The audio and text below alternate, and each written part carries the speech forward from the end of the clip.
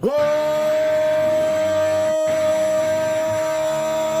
up, nerds and nerdettes and wee little nerdlings all?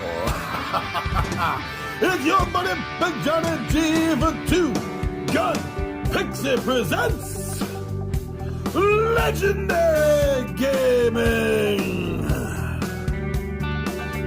All right. Thank you for joining me here.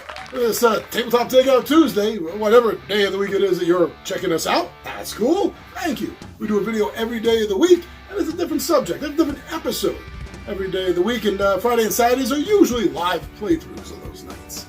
But you're here to check this out, see what I have to say about a particular game, what it is that I like or love about it. That's what Tabletop Takeout Tuesdays is. It's not a full review. It's kind of like the bullet points. Get it? So I want to tell you about a game. It's part of a dual set core set, right? Standalone, one or the other, although they all work together. And that's for a game called Legends Untold. And this one specifically are the Weeping Caves. So why don't you join me down the table and I'll tell you what it is that I've been enjoying about this.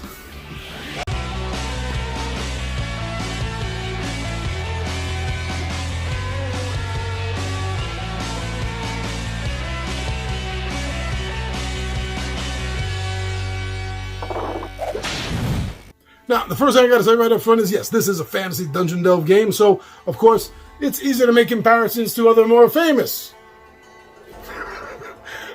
fantasy-based RPG-style games. Now, this does a really good job of capturing that feel of a Dungeons and Dragons game, especially that of an older, it gives me more of a feel of the basic Dungeons and Dragons, the classic Mulvey-style basic D&D, than any of the more modern D&D games. And I really appreciate that. It's giving you a more visceral encounter of these sort of things, I think, that way. Now, this is, at its core, tile-laying game. You're laying down the tiles of each encounter as you're going into them. What I like about this that's a little bit different, they have a touch that you don't often see, or at all, that I know of, in this sort of situation. That's lighting. The amount of lighting that you have as opposed to the amount of lighting there and you're going into and you're coming from, it all makes a difference. It all makes a difference in the movement of one area to another as you're laying down the tiles and moving about them.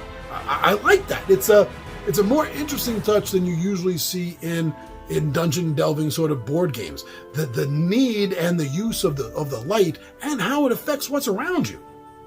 Now, as I said in the beginning, this is there are two standalone in what they call the novice level of the Legend Untold games, and the other is the Great Sewers, and both of them are starting off points.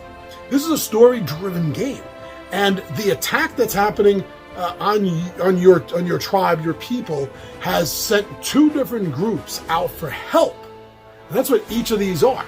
So they actually do tie in, especially if you have the standalone expansion packs. I think it's the treasure one that has the joining up of these two adventures, these two core boxes. There is an encounter to tie them all together. This is an ongoing and growing story. It feels that way, and the story is really gonna get into you. The rules are easy. There's nothing overly complicated about the rules. The rule book is set up well. I think that a few games in, especially if you try the practice game, the first original setup game to teach you play that twice maybe, you'll have a strong enough grasp of the rules, maybe once, to go in and jump into the core game and just explore those caverns, those weeping caverns. Now, besides that, the footprint on the board, although it's growing as you're laying tiles, it is a growing footprint. It's not an overly large footprint.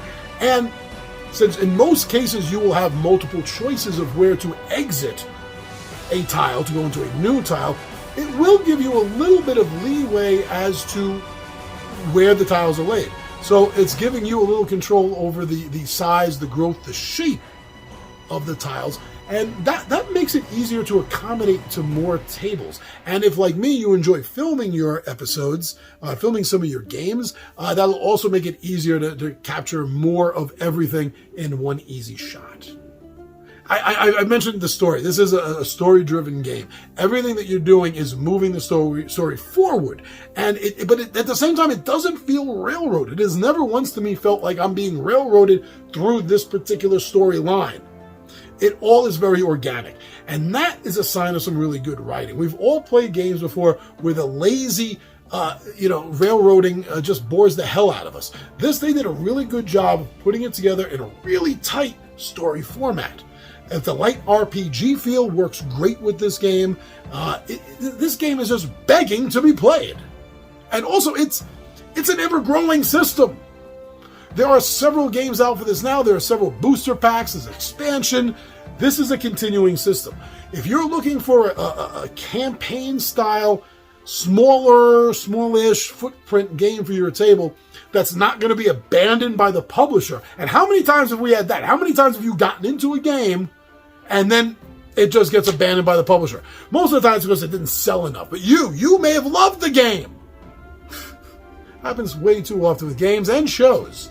Yeah, both of them. But with this, it's an ever-growing system. And there's enough out right now that, I hate to say it, but even if for some reason it ended, you would still have a very complete sensation and feel from this game. So check it out. It's, make your own opinion. Okay, I'm just planting seeds here. This is all I'm doing.